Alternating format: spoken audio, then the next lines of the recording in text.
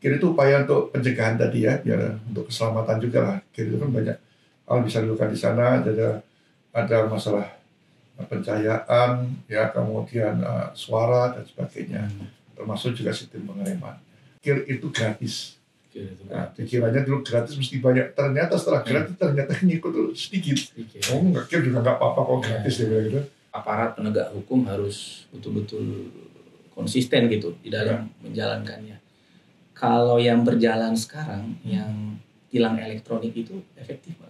Belum maksimal. Terkait subsidi transportasi perkotaan dan kaitannya dengan odol, di sesi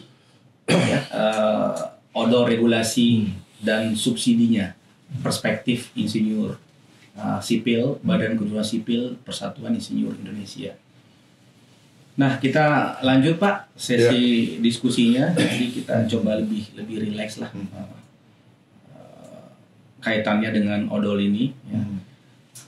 Ini pertanyaan yang dititip oleh kawan-kawan BK Sipil. Ada beberapa pertanyaan di segmen 4. Pertanyaan pertama, bagaimana sih dampak penghentian angkutan bersubsidi Pak? Nah, ini kita ada contoh kasus Sarbagita di Bali.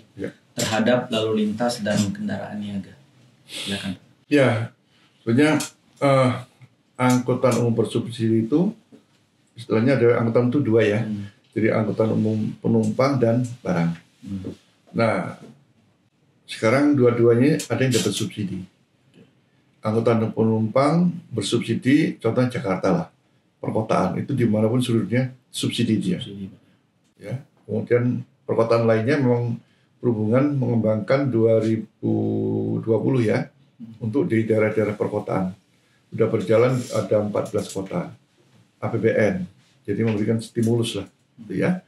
Kemudian untuk APBD daerah itu tercatat ada 27 Pemda termasuk Jakarta dengan APBD-nya, angkutan perorangan, angkut orang ya.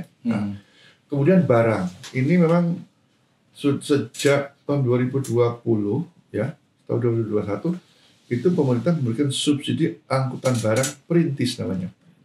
Jadi tujuannya sebenarnya ini dari pemikiran adanya kapal angkutan tol laut. Angkutan tol laut itu saya perhatikan ke daerah-daerah singgahan dari kapal tol laut itu harga barang sudah murah. Kita beli mineral itu tidak jauh beda sama yang ada di Jawa. Karena subsidi kan, kapalnya subsidi oleh pemerintah. Dia tidak terjadi perbedaan harga, terutama barang tertentu lah, ya, sembako dan sebagainya. Nah, tapi bagaimana ke daerah pedalaman? Ini kan masih diangkut lagi. Kalau dibiarkan, ya, pertama mesti diodol lagi kan, nah, kan? Pasti dia, ya, biar murah kan, odol. Kedua, terkadang kesulitannya adalah ketika daerah pedalaman jalannya itu rusak. Nah, saya lihat ternyata kemantapan jalan gitu tuh, jalan nasional gitu, jalan provinsi kemantapannya sudah kurang dari 10%. Ya, tingkat mantapnya sudah tinggi lah, di atas 90%, maksudnya kerusakannya kurang dari 10%. Ya, tidak mantap. Nah, tapi jalan kabupaten kota, turun kabupaten ini jalan rusaknya, tidak mantapnya sekitar hampir mendekati 40%. Yang data 2002 itu 62% kondisi mantap. Nah, inilah muncul 2 tahun terakhir kemarin kan ada 2023, 2024 ada Impres Jalan Daerah. Tujuannya untuk membangun tadi jalan kabupaten agar kalau sudah bagus memudahkan logistik ke daerah. Nah, sekarang logistik itu biar murah dapat subsidi. Dia subsidi angkutan barang perintis namanya. Nah, itu sudah ada perhubungan itu kemarin nggak salah ada 9 trayek. Maluku Utara itu ada di Halmahera saya masih ingat, dan di Aceh ada, di Natuna, kemudian ada di Kalimantan Timur, Tanjung Selor, ada juga yang dia sampai ke pedalaman pakai 3 moda. Jadi naik kapal laut dulu sampai di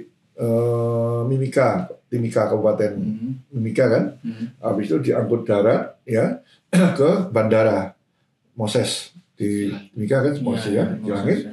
Dari sana naikkan pesawat, subsidi lagi sampai ke Wamena, biar murah. Jadi 3 moda, itu satu-satunya sampai pesawat ya. Ada juga di Papua bagian utara itu ada. Jadi itu model tujuannya adalah dengan subsidi angkutan barang tadi sebenarnya menghindari adanya dimensi overload. Nah, sebenarnya kalau merujuk yang lainnya juga masih bisa memungkinkan seperti itu kalau disebutkan oleh pedagang inflasi dan sebagainya. Ya udah kita subsidi saja, nggak apa-apa. Itu sembako kan, karena kalau nggak nanti inflasinya tinggi. Subsidi aja, ketimbang dibiarkan jalannya rusak jauh lebih mahal. Resikonya bukan hanya anggaran, tapi kecelakaannya itu keselamatan. Gitu. Ya. Jadi masih tetap diperlukan subsidi, Pak ya? Sangat diperlukan. Ini. Oh. Kemudian saya teringat programnya Pertamina, Pak. Program BBM satu harga senasional.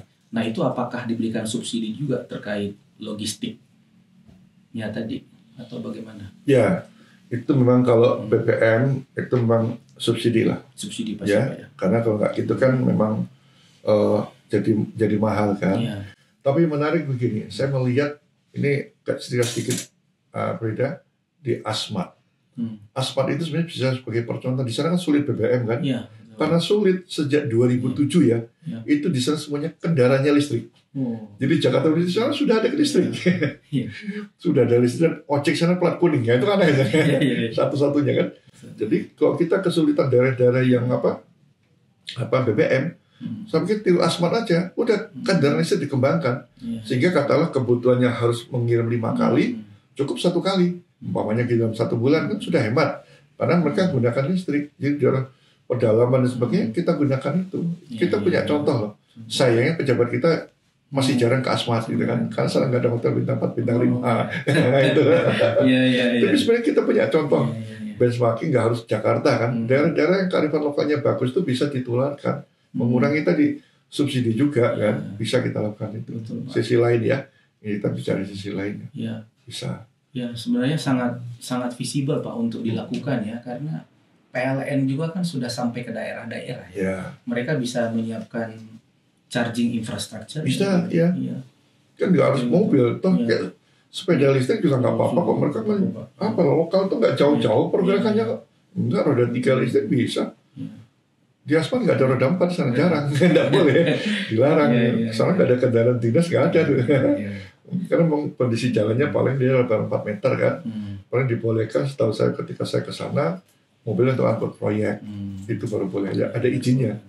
Ya ada izin, tapi nggak jauh lah, perkaranya nggak jauh. Paling dari pelabuhan menuju proyek aja, gitu ya. Pembangunan kan. Menarik Pak. Sebenarnya sudah banyak contoh-contoh ya. Kearifan lokal yang bisa kita tularkan gitu loh, enggak. Kita tuh mungkin karena pejabatnya hidupnya Jakarta, modelnya Jakarta semua kan, model Bodetabek dibawa ke daerah nggak sesuai kan, pada model sana bisa loh saling menularkan. Betul Pak. Ya. Lanjut ke pertanyaan kedua Pak. Nah, apakah dengan berkurangnya subsidi transportasi umum tadi dapat memperburuk masalah odol?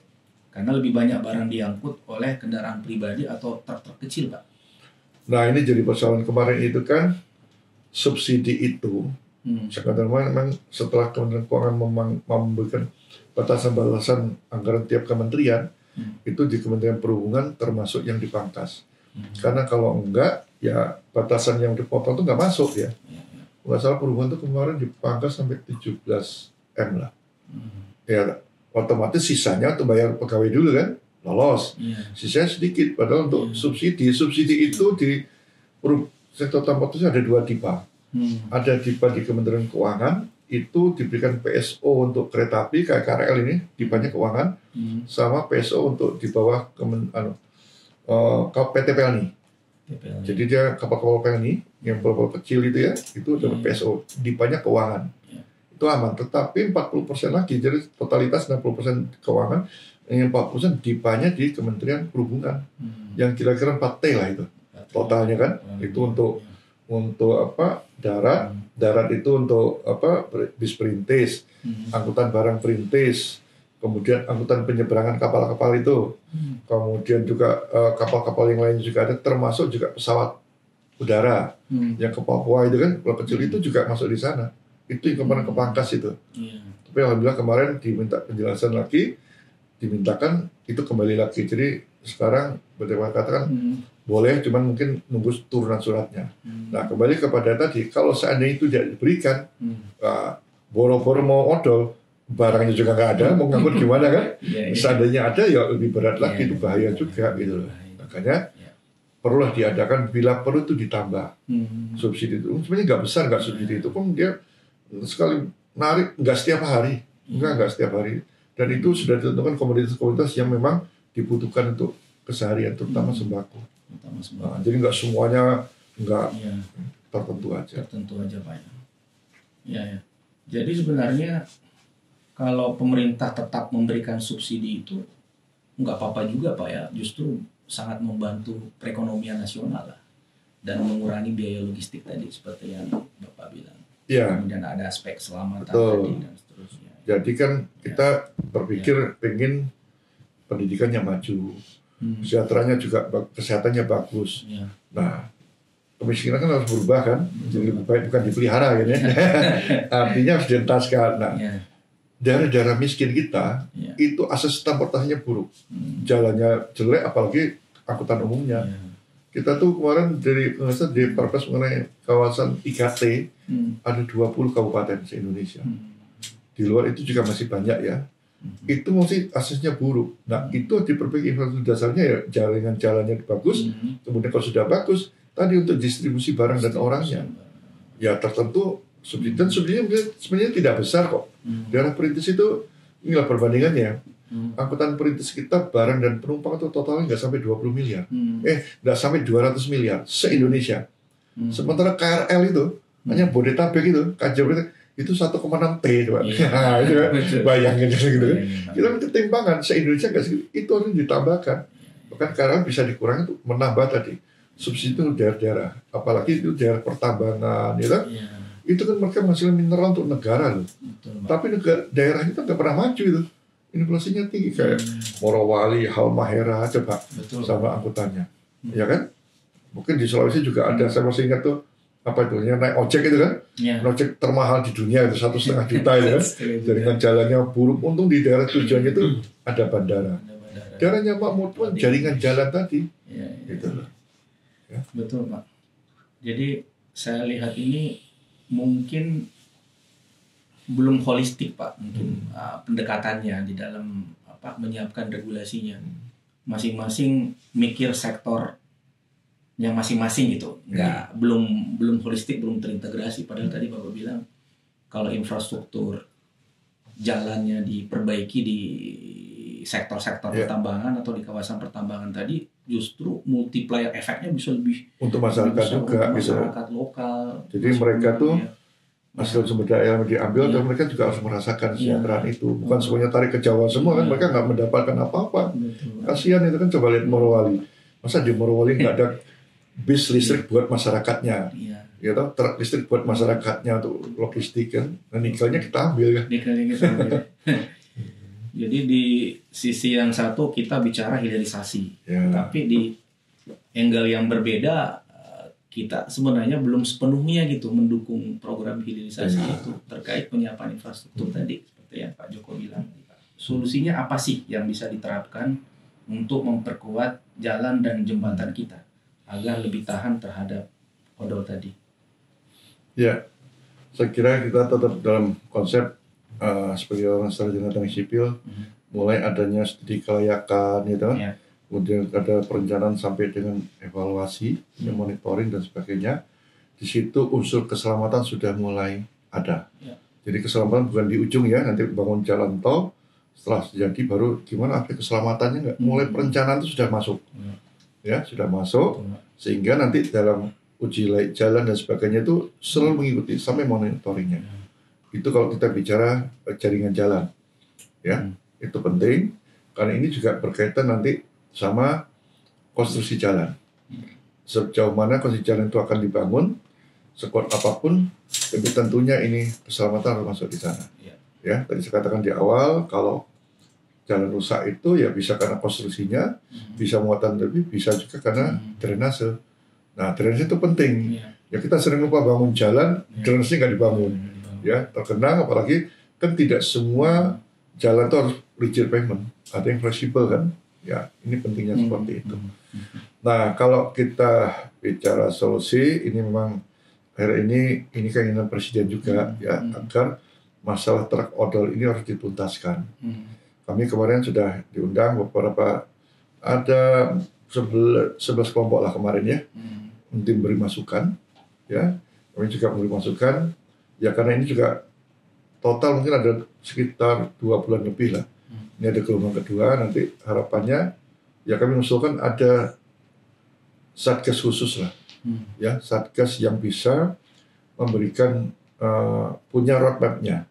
Kemudian masing-masing kementerian, entah itu perhubungan, kemudian kepolisian, PU, perdagangan termasuk yang sering permintaan ada inflasi, Apindo juga, termasuk juga perindustrian, itu membuat usulan masing-masing demi mengurangi odol tadi. Karena dampaknya sudah luar biasa. Kalau kita biarkan, ini menyangkut ekonomi juga. Tujuan negara untuk naik 8% itu bisa tidak tercapai. Ya kan? Nah, oleh sebab itu harus ada itu. Ya kami usulkan sudahlah cari netral, mungkin ini yang memimpin TNI aja lah udah. Tapi masing-masing itu punya sumbangsinya. Usulannya apa, mulai perencanaan jangka pendeknya apa, sedang sampai dengan jangka panjang. Tapi jangan terlalu panjang, 45 kepanjangan itu kan ya. Ini harus beres gitu kan. Memang ada unsur teknologi juga harus masukkan di sana. Kita nggak bisa enggak ya, karena ini sudah beres seperti itu, dan efisiensi juga. Pokoknya kalau katakanlah cuma timbang seperti ini nggak bakal bisa. Kita tadi saya bilang keterbatasan lahan, keterbatasan SDM juga biaya. Kita harus cari teknologi yang bisa, ya, penggunaan teknologi yang terkini, ya, dengan modernisasi ITS dan sebagainya harus masuk dalam modernisasi untuk pengelolaan angkutan logistik. Gasnya itu tadi prefernya TNI aja, nanti melibatkan kementerian-kementerian yang ada di bawahnya tadi atau seperti apa? Apakah ini bisa diterima gitu oleh kementerian tadi yang awalnya atau yang saat ini justru terlibat langsung gitu dalam mengatasi masalah odol ini? Ya, artinya itu harus di bawah Menko. Di bawah Menko ya. Nggak mungkin Kementerian Perhubungan itu mereka nanti sama ya, sektoral lagi. Biar Menko, sekarang kalau dulu kami ada Menko Ekonomi ya, mungkin sekarang Menko Infrastruktur dan Pengembangan Wilayah. Sudah di sana yang pegang kendali. Ya kan? Nah, nanti di bawahnya tinggal mungkin ada juga dari Menteri Ekonomi. Karena kan kalau perdagangan perindustrian di bawah Menko Infrastruktur kan ada. Jadi gabungan Menko Infrastruktur sama Menko Ekonomi. Ya nanti ya kalau langsung presiden kasihan semuanya presiden kan. Tapi nanti yang nakal-nakal oknum aparat tadi yang mungkin presiden perlu penindakan lah khusus ya, karena ini juga beban gitu kan. Nah, masing-masing punya roadmap, nanti jelas lah. Ya kalau enggak, kita sudah bangun infrastruktur kereta api sudah bagus nggak dimanfaatkan, pelabuhan sudah bagus nggak dimanfaatkan ya. Semua jangan bertumbuh pada jalan raya, nggak mungkin lah. Karena apapun punya keterbatasan, menggunakan jalan tuh maksimal tuh 500 km. Lebih dari itu tuh overload lah, minimal overload. Over dimensi lain lagi udah tambah, dimensinya ditambah ya. Nah, kita mencoba menggunakan model transportasi lain. Nah, keterlibatan banyak pihak. Mungkin nanti pengawasan di kawasan industri. Ini mungkin Kementerian Perdagangan. Masalah inflasi berapa besar dihitung kan. Oke, kalau itu sembako mau perlu subsidi, nggak apa-apa. Ya, tadi kan pemerintah juga beri subsidi angkutan barang kan, tidak ada salahnya. Tapi benar-benar kita hitung. Ya, tapi tidak harus semuanya tadi menggunakan moda darat, enggak lah. Kita juga lihat kasus di Pantura Timur itu setiap bulan setahun ya. Enggak 1 bulan itu udah perbaiki jalan rusak itu antara Tuban, Rembang sampai dengan Semarang. Nah, belum kena rob lagi sekarang kan. Nah, gitu. Jadi beban. Nah, balik lagi tadi Pak. Desain jalannya bagus, tapi desain drainasenya kurang bagus. Padahal sebenarnya kalau kita berbicara ruang lingkup insinyur sipil, dia kan harus mastiin bukan hanya jalan yang bagus, tapi sistem drainasenya juga harus bagus, Pak. Itu kok bisa seperti itu? Apakah kualitas konsultan perencana kita yang kurang bagus, atau ini ada hubungannya dengan etika profesi tadi? Nah, ini kayaknya kita kan berapa panjang kilometer jalan dibangun, bukan panjang drainasenya kan. Jadi mungkin panjang jalan plus drainase sekian kilometer gitu loh. Gitu kan. Ini kesalahan juga nyebutnya panjang jalan ya. Suruh panjang jalan dibangun jalan dulu kan. Drainase mengikuti. Mestinya jalan tuh ya plus drainasenya juga diperhatikan. Itu yang sering kejadian selain buru daerah. Nah, ini drainasenya mana? Ketawanya musim hujan. longsorannya terjadi. Nah, jadi bukan termasuk juga tiba-tiba longsoran juga harus diikutkan. Jadi bukan hanya kita mikir jalan, lingkungan sekitarnya diperhitungkan semua. Betul Pak. Jadi desain jalannya diselesaikan, dikonsepsi duluan, tapi drainasenya nggak ikut Pak. Belum urusan tebing-tebing kok dia longsoran itu enggak. Tahunya pas bencana, musim hujan lah ini kok longsor semua kan. Nah, ini lupa gitu. Semuanya harus hitungan dari awal. Dan keselamatan sejak awal sudah diperhitungkan. Kira-kira kalau dibangun ini aspek keselamatannya gimana? Rambu, kemudian pemasangan guardrail dan sebagainya harus masuk tikungan dan sebagainya harus masuk perhitungan. Ya. Iya. Betul Pak. Ya menarik Pak kalau kita diskusi terkait disiplin keteknik sipilan ya, terutama infrastruktur jalan tadi. Ya saya setuju. Jadi harus terintegrasi gitu ininya, cara berpikirnya, kemudian bukan hanya di sisi perencanaan tapi di sisi pelaksanaan juga harus benar. Karena kadang kita di sisi perencanaan udah bagus tapi di lapangan tidak seperti yang kita harapkan Pak. Jadi banyak deviasi lah dari desain-desain itu. Nah terakhir tentunya kita sebagai insinyur sipil di bawah wadah Badan Kejuruan Sipil PII sangat berharap gitu terhadap kebijakan Zero Odol 2025 yang dicanangkan oleh pemerintah. Jadi dari sisi Pak Joko bagaimana Pak ininya? Apakah nanti bisa memberikan ekspektasi sesuai dengan yang kita harapkan ya regulasi itu atau seperti apa ke depannya? Ya, ini kan kemarin kami dengan beberapa kelompok teman-teman itu juga didiskusikan di kantor staf presidenan. Karena ini permintaan presiden akan menuntaskan persoalan odol ini kan. Ya harapannya kita tadi punya roadmap-nya, kemudian masing-masing kementerian, lembaga yang berkaitan punya usulan masing-masing yang dia nanti tentunya bisa punya kontribusi. Sehingga kita punya perencanaan mulai jangka pendek, jangka menengah maupun jangka panjang. Ya. Jadi jangan seperti kemarin mulu-mulu terus kan inflasi, takut-takuti inflasi kan. Udah harus jelas lah gitu ya. Kalau enggak ini akan mengganggu tadi tujuan negara perekonomian. Logistik ini kaitannya sama ekonomi. Termasuk jangan lupa supir ini loh. Pengemudi ini dia butuh upah standar. Kalau memang mahal, memang keselamatan itu tidak murah. Orang Jawa Timur 1 second jalur selamat ya nggak ada gitu kan ya. Jadi memang mahal. Tapi itu harus dilakukan gitu kan. Nanti akan menemukan. Yang penting kita duduk bersama semuanya. Ya jangan sektoral lagi karena kepentingan sudah logistik, kita sudah bicara ekonomi. Akses ke pelabuhan. Akses ke pelabuhan kalau dulu rel itu sampai dermaga. Sekarang relnya sudah stop sampai dermaga. Ada kepentingan lain. Nah, dulu Belanda sudah bagus semua pelabuhan relnya sampai dermaga. Sekarang enggak. Itu gimana sekarang? Apakah bila efisien perlu sampai dermaga lagi, tapi sekarang tata ruang pelabuhan sudah berubah. Ini perlu solusi juga.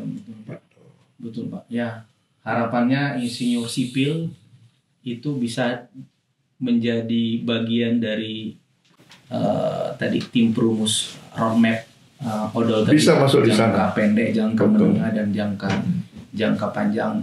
Karena yang paham itu kan insinyur Pak. Jadi jangan yang punya keahlian. Jadi kembali kepada profesionalisme tadi ya. PII dalam hal ini BKS PII juga dituntut untuk memberikan kontribusi positif gitu di dalam tadi pengembangan roadmap ya terkait odol tadi. Ya. Saya rasa demikian Pak sesi dari odol ini ya. Kita udah banyak membahas regulasinya, kemudian teknologi digitalisasi dan otomasi yang digunakan di dalam memanage ya isu-isu terkait odol. Kemudian tadi kita berbicara subsidi transportasi ya terkait odol ini, tentunya perspektif insinyur sipil Pak. Jadi kita sangat independen di dalam memberikan opini-opini teknis keinsinyuran tanpa ada intervensi isu-isu politik atau isu-isu lainnya. Jadi saya teringat almarhum Pak Hermanto Dardak selalu menyampaikan bahwa yang membedakan kita dengan profesi lainnya adalah yaitu tadi kita mampu memberikan nilai tambah pada pembangunan nasional, karena kita ini insinyur yang membangun infrastruktur itu. Tanpa adanya infrastruktur yang kuat, ya target dari Indonesia Emas 2045, target perekonomian nasional, pertumbuhan ekonomi 8% tidak akan mungkin tercapai. Kira-kira seperti itu ya Pak Joko.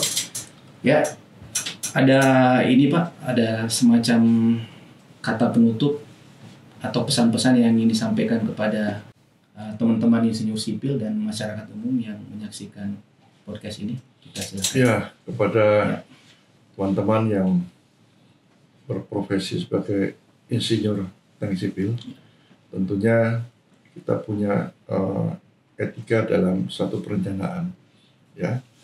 Nah, kalau dalam hal perencanaan ini, mulai dari awal keselamatan itu harus mulai dipikirkan. Jadi bukan keselamatan itu di akhir. Setiap perencanaan pertahapan harus dimasukkan. Kemudian etika-etika dalam profesional, bagaimana merencanakan yang benar, ini jangan sampai dilanggar. Karena itu juga ujungnya jadi ya keselamatan juga, ya.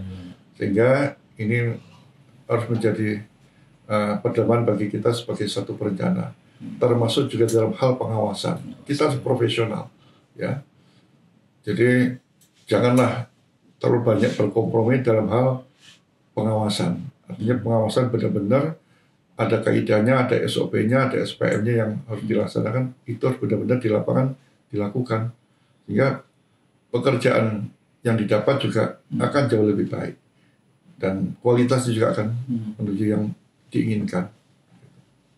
Ya, terima kasih pesannya Pak Joko. Jadi ini saya rasa sangat bermanfaat ya, terutama buat teman-teman seprofesi insinyur sipil yang menonton podcast ini, baik yang ada di Indonesia maupun di luar negeri. Teruslah berkontribusi pada pembangunan nasional, berkontribusi di proyek-proyek strategis nasional dimanapun Anda berada. Insinyur yang membangun infrastruktur mampu memberikan nilai tambah pada pembangunan nasional dan juga bukan hanya aktif di dalam proyek-proyek infrastruktur nasional yang ada sekarang, tapi juga kita ikut aktif Pak Joko ya di dalam mensukseskan program hilirisasi industri yang dicanangkan oleh pemerintah. Ya. Demikian yang kita bisa sampaikan ya di sesi podcast ini. Sesi podcastnya kita tutup dengan mengucapkan billahi taufiq wal hidayah. Wassalamualaikum warahmatullahi wabarakatuh.